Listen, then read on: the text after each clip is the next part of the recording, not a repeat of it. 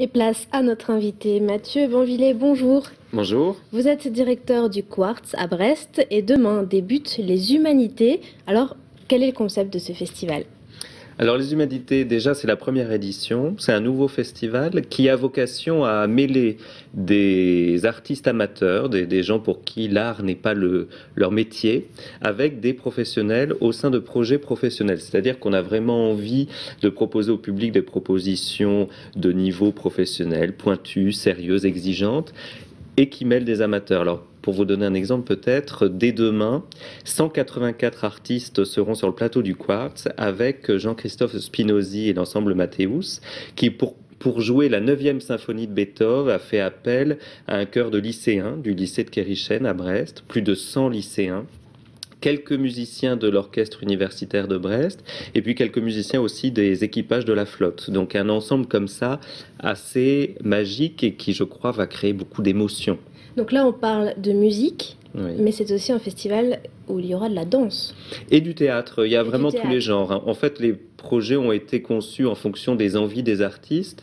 On retrouvera du théâtre, notamment à la Maison du Théâtre, qui est partenaire sur cette édition, avec un projet de cabaret théâtral qui aura lieu mercredi et jeudi. Et puis en effet, au Quartz, on a des projets qui sont plus proches de la danse et du chant, notamment Michael Filippo, qui est artiste associé en danse, chorégraphe, a fait un projet avec un chœur amateur qui s'appelle Voix humaines, un chœur de très haut niveau du Finistère, qui va, à travers ce projet qui s'appelle Chorus, faire une danse du chœur, une chorégraphie du chœur.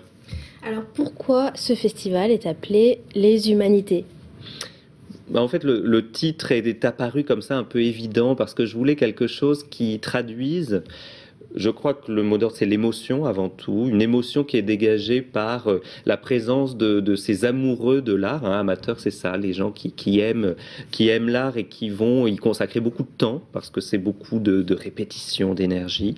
Et donc je voulais un mot qui traduise cette communauté, cette beauté, cette émotion, et donc est apparu ce mot les humanités. Je trouve que c'est un mot assez magnifique. Donc c'est un festival qui débute demain mardi et se poursuit jusqu'à samedi. On a commencé à parler un peu de la programmation, mais combien de spectacles sont au programme?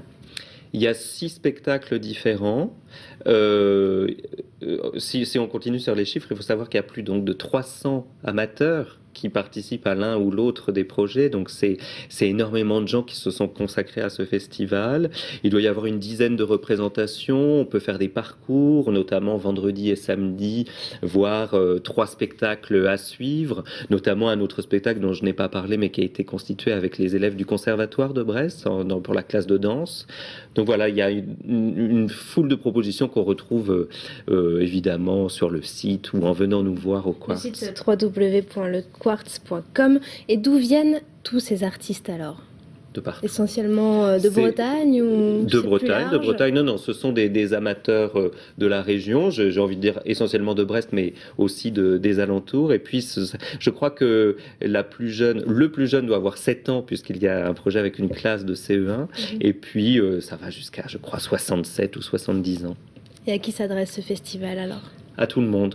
Tous les gens qui ont envie de découvrir ces propositions, soit des plus illustres comme la 9e symphonie de Beethoven, ou un ballet classique à travers le travail du conservatoire, ou alors découvrir une chorale ou un chœur amateur qui, je peux vous le dévoiler, va chanter un choral de Bach dans son projet Chorus. Et quelle est la particularité de ce festival amateur par rapport à tous les autres festivals amateurs qui existent déjà? Parce que c'est pas un festival amateur, c'est un festival professionnel. C'est vraiment, on est sur des projets professionnels, mais qui vont tout à coup permettre à des amateurs de vivre cette aventure extraordinaire qui est de partager un plateau de théâtre avec des professionnels. Quand tout à coup, on est musicien et on a la chance d'être dirigé par Jean-Christophe Spinozzi, qui dirige dans le monde entier, je crois qu'on s'en souvient toute sa vie.